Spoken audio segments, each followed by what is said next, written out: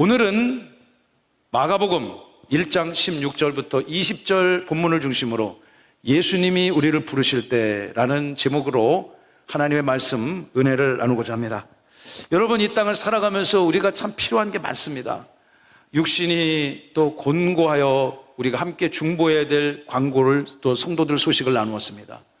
또 여러분, 인생 살아가면 필요한 건 많잖아요. 좋은 인생의 만남도 꼭 얻어야 되는 것이고, 또 물권도 필요합니다.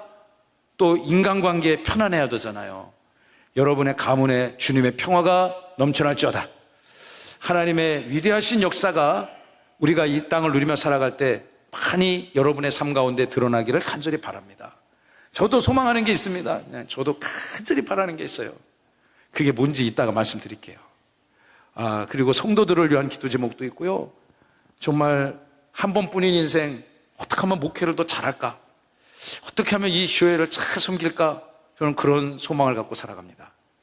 이 시간 함께 예배하는 여러분들, 우리가 처음 주님 만났을 때 기억나세요?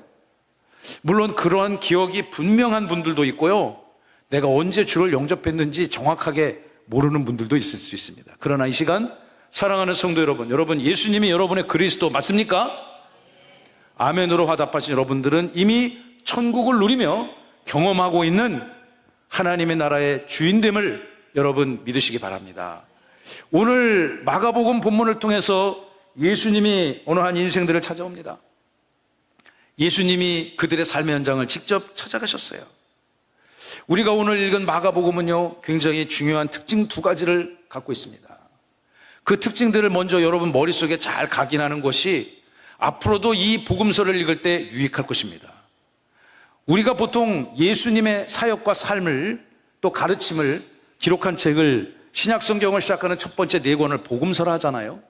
마태, 마가, 누가, 요한. 이 네 권의 복음서 중에서 누가복음은 두 번째 위치하고 있는 책입니다.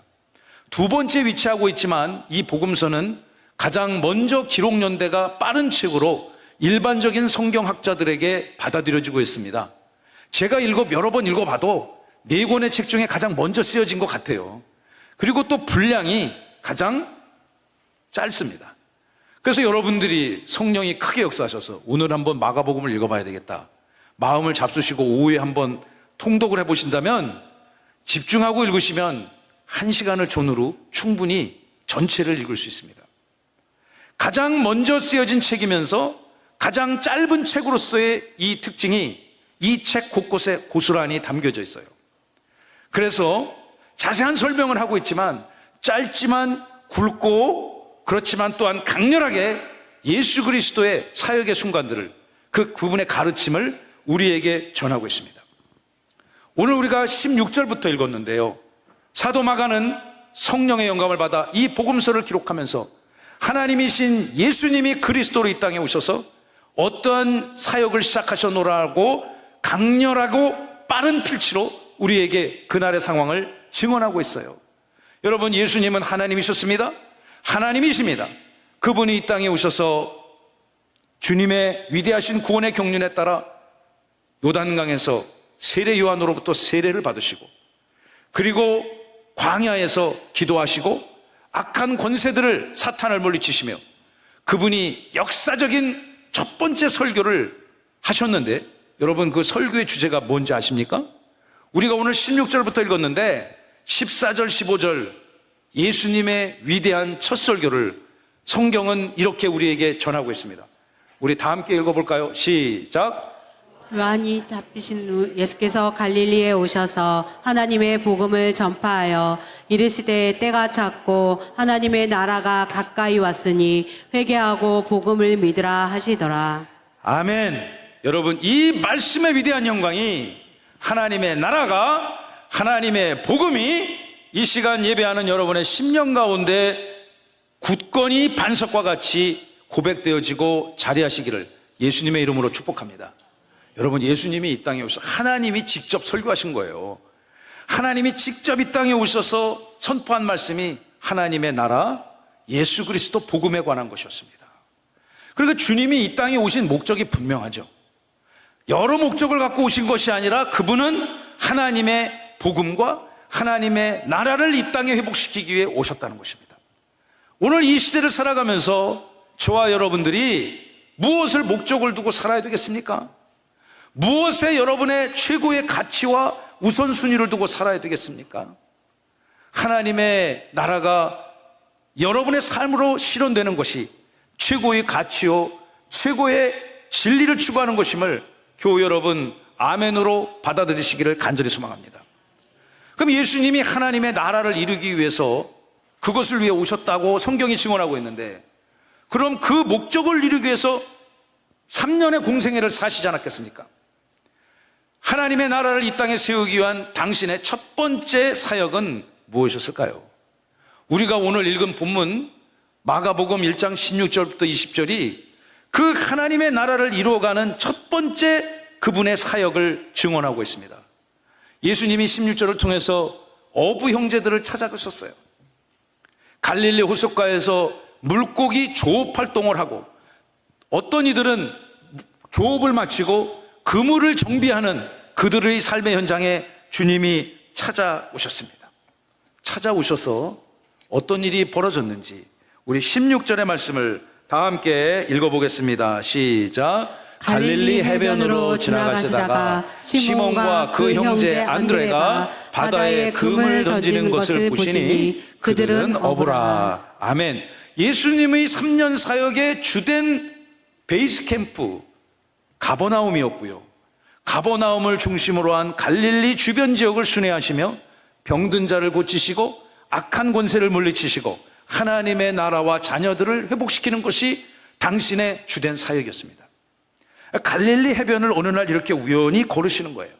걸으시다가 성경은 말씀하시기를 시몬과 그의 형제 안드레가 저기 물 가운데에서 조업 활동을 하고 있는 것을 보시기 위해 찾아오셨다라고 말씀이 우리에게 가르쳐주고 있습니다. 여러분, 우리 예수님은요, 우리의 삶의 현장을 찾아와, 직접 찾아와, 다른 종교에는 전혀 없는 시스템입니다. 전혀 없는 절대적 하나님이 우리를 찾아오는 독특한 방식, 그 하나님이 여러분을 찾아오심을 믿으시기 바랍니다. 무당들은 접신한다고 부르잖아요. 신을 막 부른다고 사람들을 미혹시키지 않습니까? 돈 내놓으라고 그러고. 그러나 저와 여러분을 구원하사 이 자리로 예배자로 불러주신 우리 하나님은 여러분의 심령을 찾아오셔서 믿음을 주시고 구원과 사명을 주신 완전하신 하나님을 믿으시기 바랍니다. 그 어떤 일을 찾아오셨을까요? 예수님이 찾아가서 만난 분은 예수님의 늘 살아가는 삶의 현장, 일상의 삶 속에서 늘 만나는 사람들이었어요. 그래서 예수님의 제자 중에 여러 명이 그 갈릴리 호숫가를 중심으로 물고기를 잡아서 생업을 종사하는 대대로 어부 출신인 그런 이들을 찾아가서 최초의 제자로 삼으셨지 않습니까? 사랑하는 성도 여러분, 하나님의 나라를 이루기 위한 당신의 첫 번째 사역은 당신의 제자를 부르시는 것이었습니다. 하나님의 나라 백성들을 회복시키고 그 중에 또 특별한 이들을 당신과 함께 사역을 감당할 당신의 제자로 부르시는 것이 첫 번째 사역이었습니다. 제가 목회를 시작하기 전에 어떻게 하면 목회를 잘할까? 내가 하면 잘할 수 있을까? 주님, 안 하면 안 됩니까? 정말 그런 고민을 수도 없이 했습니다. 어떻게 하는 것이 목회를 잘하는 것인지, 나이를 많이 먹고 시작한 목회니 잘하고 싶은데 어떻게 해야 되나? 종이에 써보고 기도해보고. 여러분, 제가 그러다가 내린 결론이 있습니다. 나 어렵게 생각하지 말고요, 하나님, 그냥 예수님이 한 거 나 흉내 낼랍니다. 예수님이 전도하셨으니 저도 전도할 거고요, 예수님이 설교하셨으니 정말 부족하고 어리석은 설교자지만 강단에서 하나님의 나라를 전하겠습니다. 그러니 저의 부족함을 긍휼히 여기시고 저와 함께하여 주옵소서. 아멘입니까? 아멘 하신 분들은 100세까지 무병장수의 복을 누리시기를 축복합니다. 여러분, 그만큼 주의 종의 사명자로 살아간다는 것은 저에겐 큰 부담이었고 쉽지 않은 일이었어요. 그러니까 예수님이 그의 살아가는 공생의 현장 가운데 무슨 귀족이나 왕족을 만나신 것이 아니었습니다. 거대한 선단을 구축하고 있는 선주를 만난 것이 아니었습니다. 작은 배에서, 쪽배에서 어업 활동을 하고 있는 어부들을 찾아가 만나셨어요. 여러분, 우리가 오늘 이 시대에 저만 예수처럼 예수를 흉내내며 살아가는 것이 아니라 이 시간 이제 추석 명절을 마치고 하나님을 예배하는 저와 여러분들 모두가 다 예수님의 성품을 본받고 예수님의 살아가는 삶의 사역을 우리의 것으로 소유하고 누리고 또한 따라하며 주 앞에 영광 올려드리는 삶을 살아야 될 줄로 믿습니다. 여러분, 우리가 누구를 찾아가서 복음을 전해야 될까요? 물론 필요하다면, 하나님이 필요하시다면 저 멀리 선교지로 이방 땅으로 보내는 이가 있을 것입니다. 하나님이 특별한 목적을 정하셨다면 누군가는 삶을 정리하게 하시고 또 주의 제자로 살아갈 수 있도록 공부를 시키고 또 준비를 시킬 것입니다. 그러나 이 시대에 성도로 하나님의 백성으로 이 땅을 살아가는 저와 여러분들이 누구에게 복음을 전해야 될까요? 여러분, 오늘 본문이 예수님의 그런 전도 현장에 우리가 함께 있습니다. 예수님은 갈릴리 해변을 걸으시면서 늘 만나는 분들에게 이보시오, 나의 제자가 되시오. 나는 그리스도이고 당신은 나의 제자가 되시오. 이렇게 권했다는 것이죠. 여러분이 같은 엘리베이터를 타고 가는 분들 있잖아요. 위층 아래층 같은 엘리베이터를 타고 삶을 영위하는 분들이 그리스도의 초청장을 받아야 될 분들입니다. 여러분이 매일 만나는 직장 동료들이 여러분의 입술과 삶을 통해서 예수 그리스도가 누군지를 들어야만 하는 분입니다. 여러분과 삶을 같이 하는 사랑하는 가족들이 예수를 들어야만 하는 초청장을 받아야 되는 귀한 분들이라는 거죠. 여러분, 그런 분들을 찾아가 복음을 전하는 귀한 은혜가 있기를 간절히 바랍니다. 우리가 다음 주부터 새생명 행복축제를 첨부하며 시작하려고 합니다. 이 교회는 저의 스승 목자님이시고 오늘 이 강단에 헌화한 이 레베카 자매의 아버님 되시는 이경석 목사님이 설립한 교회입니다. 설립해서 저를 이 교회에 보내셨습니다. 오셔서 좀 설교 좀 하세요. 그런데도 안 오신대요. 나보고 알아서 하래요. 네. 그러면서 수많은 가르침과 또 권면을 주십니다. 이 교회가 이 땅에 지어지는 동안에 우리 저 앞에 새나루 마을 1단지 우리 기억하시는 분 있을 거예요. 거기서 예배 드리신 분들이 여기도 많이 있습니다. 그곳에서 이 교회가 지어지는 2년 동안 그곳에서 예배를 드렸습니다. 제가 예배를 처음 시작할 때 가장 큰 고민이 뭐였는 줄 아세요? 현실적인 고민. 아무도 안 오면 어떡하지? 그것이 저의 가장 큰 고민이었습니다. 그래서 공식적인 첫 예배를 드리는데 물론 거기 제 가족도 있었습니다만 실질적으로 제가 섬겨야 될 목양의 대상자는 한 분이 와서 설교를 들었습니다. 예배를 그분이 여기 계세요. 다시금 이 자리를 빌어서 고맙다는 말씀 전합니다. 권사님. 그 한 분을 놓고 정말 저의 부족하지만 첫 설교를 목이 찢어져라 설교했던 것 같습니다. 그곳에서 하나님의 은혜를 주셔서 저의 PC에 있는 이 데이터들을 잘 이제 일기 쓰듯이 기록을 남겨보니까 그 상가 조그만 곳에서 하나님이 100여 명 성도를 보내주셨습니다. 그곳에서 100명이 예배 드렸더라고요. 마지막 예배 드릴 때 기록을 보니까 정확하게는 98분이 예배를 드렸어요. 그 상가 103호, 104호를 이제 얻어서 예배를 드리다가 우리가 104호를 반납을 해야만 해서 지금 거기 부동산 하죠. 103호만 놓고 다시 칸을 치고 예배를 드렸는데 그 예배를 하루 종일 드렸죠. 좁으니까 100여 명 성도들이 3번, 4번 나눠서 예배를 드렸습니다. 하나님의 큰 은혜였던 것 같아요. 그리고 이곳에 준공을 허락받고 입당을 지난 3월에 했고요.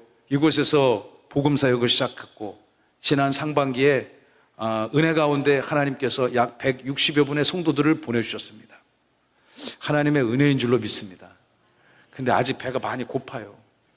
그래서 하반기 새생명 행복축제 우리 함께 섬겨가면서 여러분의 가족, 주변에 사랑하는 이웃들 같이 엘리베이터 쓰고 늘 마트에서 만나고 여러분 학원을 자녀들을 보낼 때 학원 같이 보내는 그런 엄마들, 우리 자녀의 친구들, 그런 귀한 분들을 주께로 인도해서 우리 남은 4달 동안 더욱더 큰 부흥의 역사를 함께 이루어가기를 저는 간절히 바랍니다. 저도 열심히 다닐 거예요. 저도 열심히 복음을 전할 거예요. 그것이 우리의 제자로서의 사명이니까 말이죠. 그러니까 여러분 멀리 가서 찾을 생각하지 마시고요. 여러분의 가족들에게, 이웃들에게, 직장 동료에게 끊임없이 중단하지 아니하고 지속적으로 예수를 믿어야 당신이 산다고 선언하시기 바랍니다. 주님의 몸된 교회에서 당신이 예배자로 회복되어야 하나님 나라의 백성이 될 수 있다고 여러분 선언하시기 바랍니다. 그것을 그분들이 수용하고 안 하고는 우리의 문제가 아닙니다. 그것은 하나님의 위대하신 구원의 경륜이 정하는 것이고, 이 시대를 제자로 부름받은 저와 여러분들은 그러한 주께서 하신 일들을 따라하며 하나님 나라 선포하는 것이 영광의 백성의 첫 사명임을 사랑하는 교회 여러분 믿으시기 바랍니다.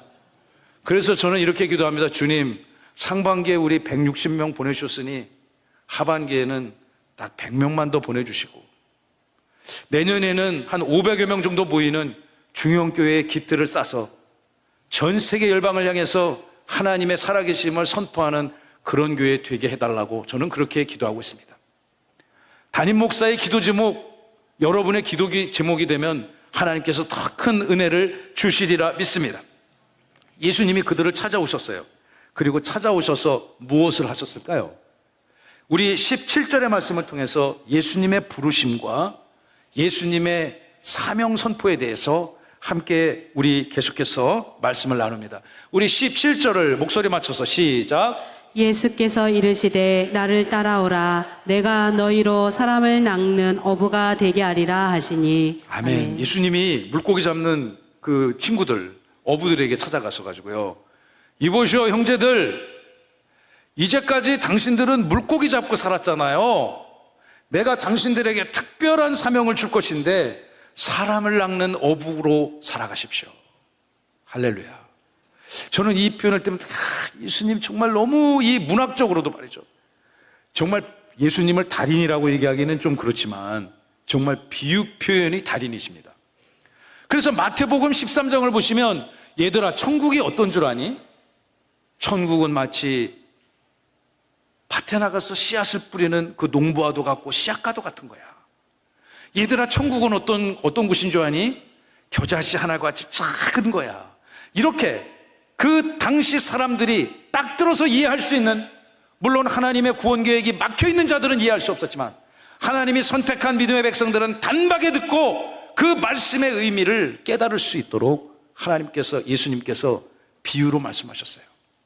이제는 물고기를 피싱했지만 사람의 영혼을 피싱하는 사명자로 살아가라는 것입니다. 너무 멋있지 않습니까? 여러분, 그 사명을 여러분의 삶의 현장에서 성실하게 감당하셔서 하나님이 주시는 만복을 누리십시오. 할렐루야. 여러분, 이게 남의 돈을 피싱하는 사람들 있잖아요. 그 보이스 피싱하는 그 나쁜 사람들, 그냥 다른 사람의 약점을 후벼파고 있지도 않은 사실 만들어서 남의 돈을 자기 계좌로 딱 불법적으로 옮겨가는 그 사람들은 어디 가야 되겠습니까? 처벌을 받아야 되겠죠. 감옥 가야 되겠죠. 그러나 영혼을 피싱하는 저와 여러분들은 하나님이 주시는 위대한 상급의 열매가 여러분의 인생과 가정 위에 기다리고 있다는 것을 여러분 믿으시기를 바랍니다. 여러분, 제가 생각을 해봤어요. 이번 주에 이 말씀을 깊게 묵상하다가 이 물고기 낚시하는 거랑 물고기 그물로 잡는 거랑 이 영혼을 주께로 인도하는 거, 이게 공통점이 뭘까? 여러 가지 생각을 해보았는데 중요한 공통점이 있더라고요. 많이 얻으면 얻을수록 좋은 거예요. 여러분, 이 어부들이, 선장님들이 바다를 또 항구를 출항하면서 소망하는 바가 뭐가 있겠습니까? 막 그물이 찢어지도록 만선이 되는 거를 기대하고 나가지 않겠습니까? 우리 교회도 이곳에서 복음 사역을 시작하면서 정말 많은 주의 백성들이 한 번도 예수님 그리스도라 고백해보지 못했던 인생들, 그들이 주님의 곁으로 찾아와 예수님 안의 평화를 누리기를 간절히 바랍니다. 또 좋은 교회를 찾는 이들이 많이 있다는 것을 제가 세종에서 목회하면서 매주 느끼게 됩니다. 그래서 저는 그런 분들을 볼 때마다 이거는 교회의 책임이고 목회자의 책임이다. 성도들은 끊임없이 건강한 교회, 좋은 교회, 말씀의 능력이 있는 교회, 치유의 역사가 나타나는 교회, 시대를 회복하는 교회를 또 자기 배우자, 자기뿐만 아니라 자기 배우자, 후손들과 함께 주님 오실 그날까지 예배하고 복을 얻을 수 있는 그런 교회를 찾고 있는 거예요. 저는 그 현상을 바라보고 그럼 우리는 어떻게 될 것인가? 나는 어떻게 될 것인가요? 저는 이 땅에 세워진 세종명성교회가 정말 여러분이 자손대대 아들, 딸, 사위, 며느리, 손자, 손녀 그 대대손손 주님 오실 그날까지 함께 섬겨가며 복을 누리는 그런 건강한 교회가 되기를 간절히 소망합니다. 그 오늘을 살아가는 저의 목적이 거기 있어요. 예수님의 첫 설교의 목적이 있듯이 오늘 여러분 앞에서 교회를 이끌어가는 지도자의 한 사람으로서 저의 삶의 목적이 거기 있다고 감히 말씀드릴 수 있습니다. 사랑하는 교회 여러분, 여러분의 인생의 목적은 어디 있습니까? 그리스도께서 저와 여러분들을 당신의 제자로 부르시지 않았습니까? 여러분의 입술이 복음을 전하고 복음을 증거하고 선언하는 복된 도구로 쓰임받기를 간절히 바랍니다. 아까 우리 신혼부부 오셨잖아요. 박진영, 오태식 귀한 부부 정말 환영합니다. 제가 1996년 12월 14일에 결혼했습니다. 기억 안 하셔도 됩니다. 저도 기억 못 해가지고 요 바로 직전 결혼기념일을 아침에 알았네. 우리 아들이 알려준 거예요. 아빠 오늘 이날인지 알고 있습니까? 어머니의 심기를 헤아리소서. 그렇게. 그래서 아이고, 오늘 알려줘서 너무 고맙다.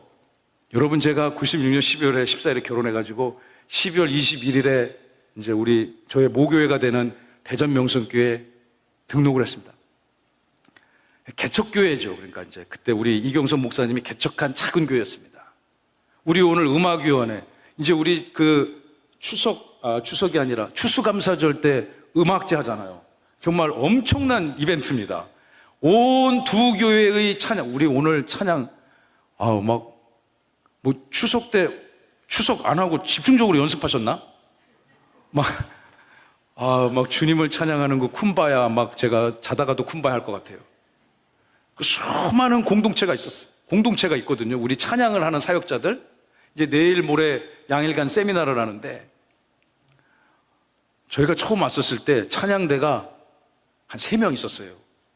지휘자님, 반주자님 빼놓고 대원들이 한 30명 있었어요. 그래서 제 아내가 그 찬양 사역을 같이 하자고 그랬는데, 난 진짜 너무 제가 그게 악보를 볼 줄 몰라가지고 너무 그게 제가 힘들더라고요. 그래서 저는 교사를 하겠다고 명탈하다가 빠졌는데, 그래서 주일학교 교사를 오래 했죠. 여러분, 그 교회가 크게 복을 얻고 부흥했습니다. 그런데 우리 목사님이 그 신혼부부가 이렇게 오니까 그렇게 좋아하시더라고. 그냥 제가 가서 뭐 특별히 하는 것도 없는데 그냥 그렇게 좋아하시는 거예요. 그래서 제가 목회를 해보니까 그 심정이 이해가 돼. 그 심정이 이해돼. 물론 우리 목사님은 뭐 신혼부부만 좋아하나? 절대 그렇지 않습니다. 그냥 여러분 이 자리에 앉아 계시는 그 자체가 저에게는 큰 복이고 기쁨이고 감사의 고백을 하나님께 드려야 됨을 여러분 앞에 고백합니다. 여러분, 우리 그런 성도들이 하나하나 모여서 시대를 깨우는 건강한 교회, 복된 교회 되어야 될 줄로 믿습니다. 주님이 이제는 사람의 영혼을 낳는 귀한 일을 나와 함께 하자고 부르셨습니다. 이 제자들을 부르셨어요. 이 제자들이 그 부르심을 받고 어떻게 했을까요?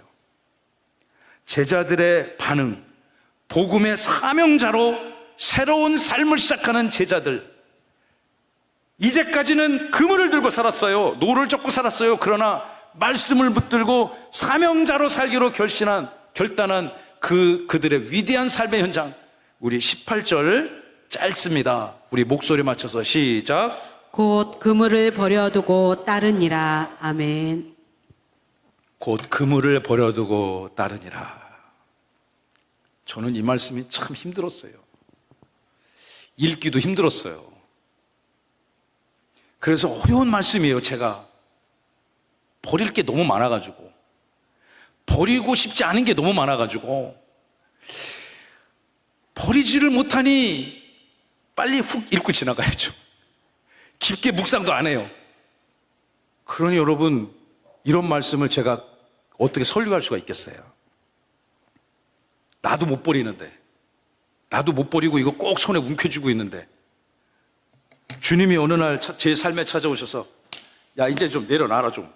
팔을 치는데도 두 손을 붙들고 못 놓겠습니다 하는데 내가 못 놓겠는데 나는 다른 사람 보고 놓으라고 어떻게 설교할 수 있겠어요? 저는 이 말씀이 저에게 너무너무 부담이 됐어요. 아시는 분은 아시겠지만 또 오늘 처음 오신 분도 있으니까 여러분, 저는요 저의 부족함을 솔직히 오픈하니 여러분 너그러이 들으시기 바랍니다. 저는 어렸을 때부터 소명을 받아서 주의 사명자가 되기로 착실하게 목회 엘리트 코스를 밟아온 그런 전통적인 목사님이 아닙니다. 오히려 여러분에게 가깝죠. 여러분처럼 저는 생업을 갖고 있었고 어부들과 같은 그런 생업을 갖고 있었고 그리고 평신도 지도자로 단계 성장해서 제가 참 하나님의 은혜 가운데 여러분 놀라지 마세요. 30대에 장로가 됐다니까요. 별로 안 놀라시네 이게. 저는 그때는 제가 당연한 줄 알았거든요. 지금 와서 이게 제가 말할 수 없는 은혜를 입은 거예요 그게. 지금 와서 보니까 그래요. 그리고 40대 초반에 장로 사역을 시작했어요. 근데 저의 스승 목사님이시고 이 교회 설립한 목사님이 제가 30대 중반인데 어느 날 저를 찾아오셔가지고 이렇게 얘기하는 거예요. 집사님, 혹시 신학을 해봐야 되겠다 그런 생각을 한 번도 한 적이 없느냐? 전혀 없는데요. 정말 요즘 말로 하면 1도 없는데요. 그때는 그런 표현이 없었지만 0.1%도 없었고 한동안도 없었습니다. 그런데 한번 주님의 음성을 한번 귀를 기울여 보라는 거예요. 말씀을 붙들고 당신의 인생을 어떻게 이끌어 가실지 하나님 앞에 당신의 인생을 내어 맡기라는 거예요. 그래서 제가 단박에 그냥 이런 지하에 거절했습니다. 그러니 그분이 목회를 하면 너무 좋다고 얘기를 하시는 거예요. 우리 목사님이 목회를 하면 너무 좋대. 그래서 뭐가 좋은데요? 뭐가 좋습니까? 저는 내가 지금 하는 게 더 좋은데요. 그러니 그분이 예수님이 하는 걸 하는 거니까, 응? 예수님이 하시는 일을 이 땅에서 대신하는 일이니까, 사람의 영혼을 살리는 일이니까 그게 때로는 힘들지언정 너무 행복한 일이라고. 그래서 믿음 없는 저를 용서하세요. 제가 이렇게 얘기했어요. 목사님, 그렇게 좋으시면 목사님 먼저 많이 하시면 되잖아요. 저는 도와드리면 되잖아요. 그냥 성도로서. 제가 그렇게 말하던 인생이었습니다. 그런데 하나님께서 저의 인생을 개입하기 시작하셨고, 그러니까 여러분 개입하시기 전에 순종하신 은혜가 있기를 축복합니다. 그렇다고 해서 이 말씀을 보고 여러분의 삶을 다 당장 내려놓고 신학교로 가라는 얘기가 절대로 아닙니다. 잘못 적용하시면 안 됩니다.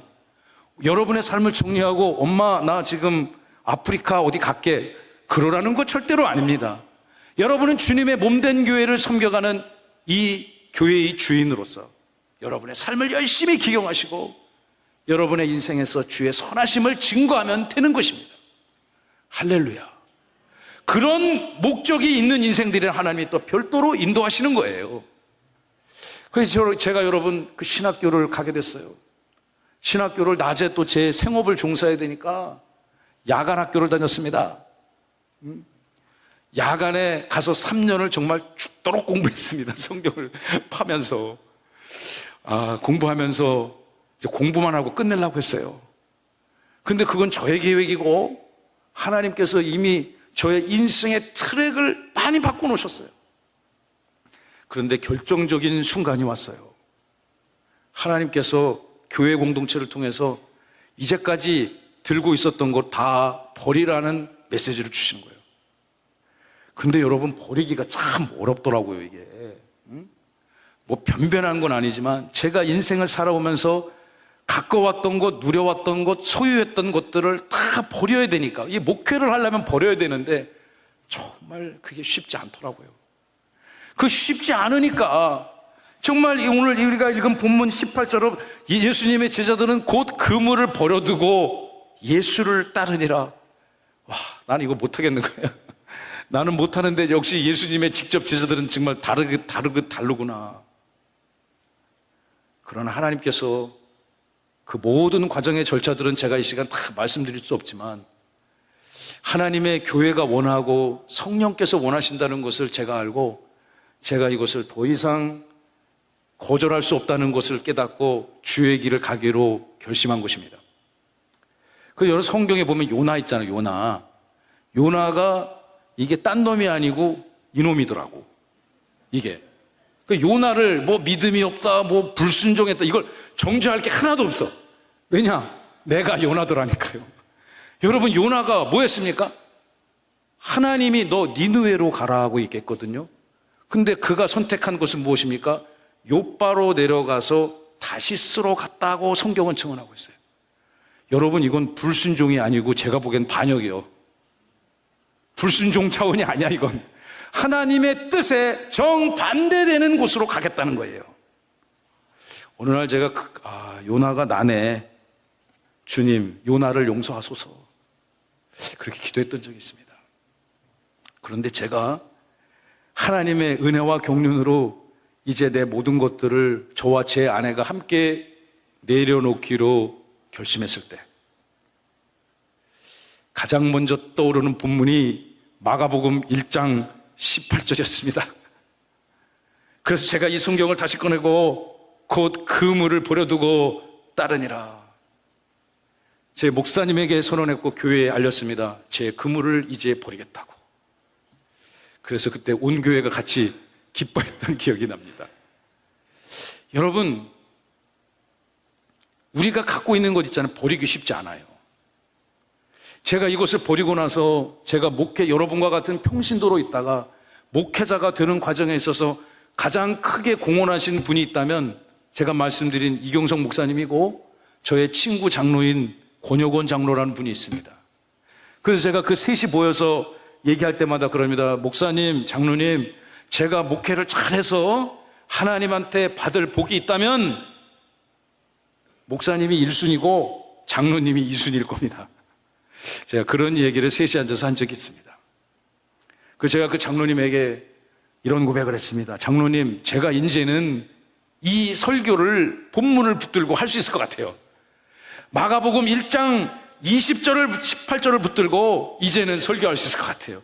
왜냐? 이제 더 이상 버릴 게 없거든요.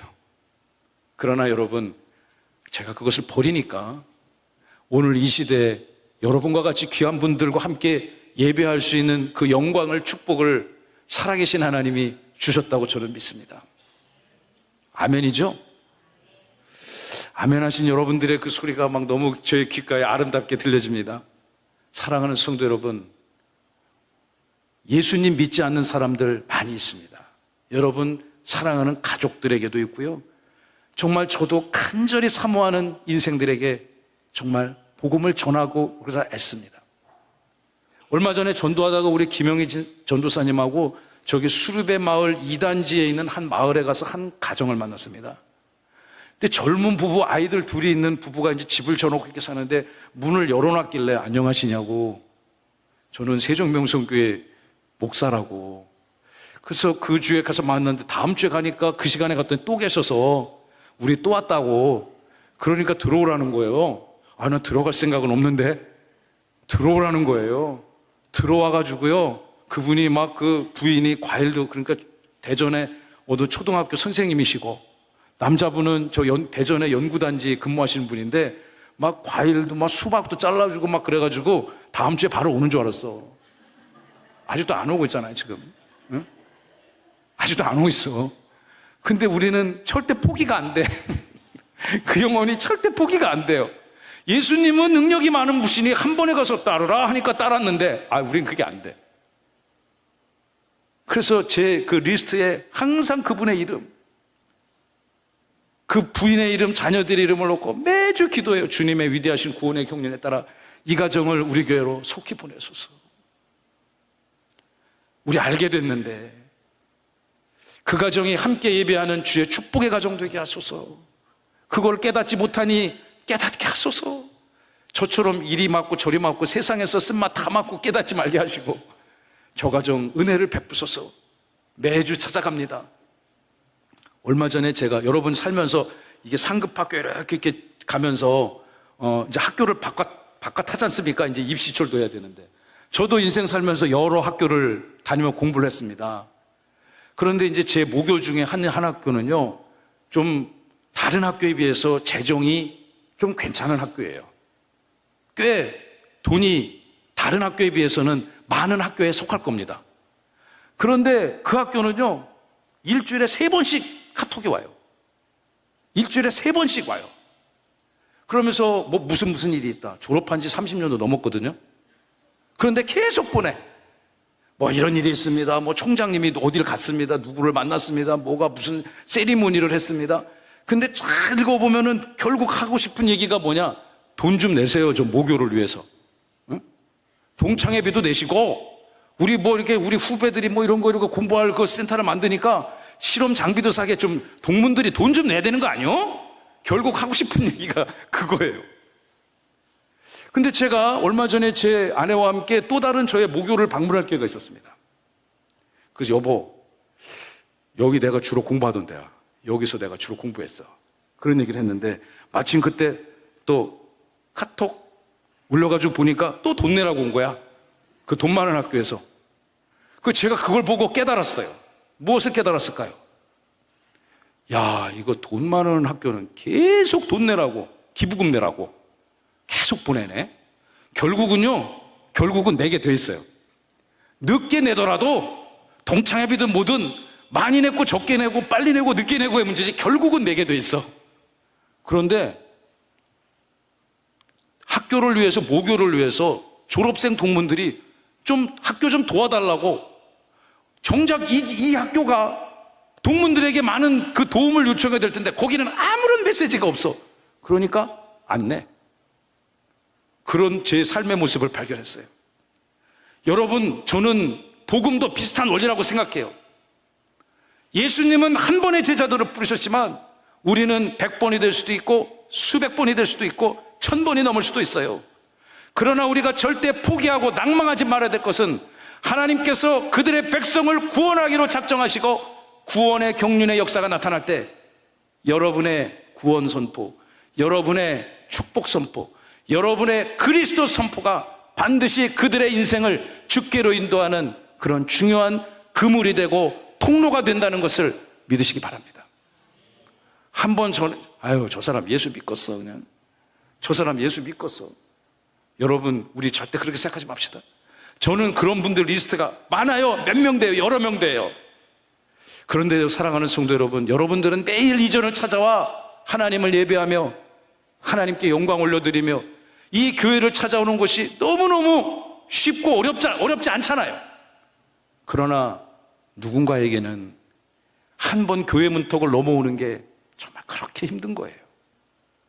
우리 그들을 예수님의 마음으로, 긍휼의 마음으로, 이제 당신이 옳다 생각한 것, 당신이 추구하는 모든 가치 내려놓고 주님의 것으로 인생의 본질을 바꿔보라고 우리 포기하지 말고 주의 백성을 회복시키는 구원의 역사를 오늘도 함께 이루어가기를 간절히 바랍니다. 여러분, 우리에게도 예수님이 찾아간 시몬이 있습니다. 안드레가 있습니다. 오늘 본문에 다 제가 시간 관계상 강의하진 않았지만 야고보가 있고 요한이 있습니다. 여러분 가족에게 있습니다. 엘리베이터 타는 사람들에게 있습니다. 마트에서 만나는 사람들에게 있습니다. 여러분의 영적인 시몬을 찾으십시오. 여러분의 영적인 안드레가 있습니다.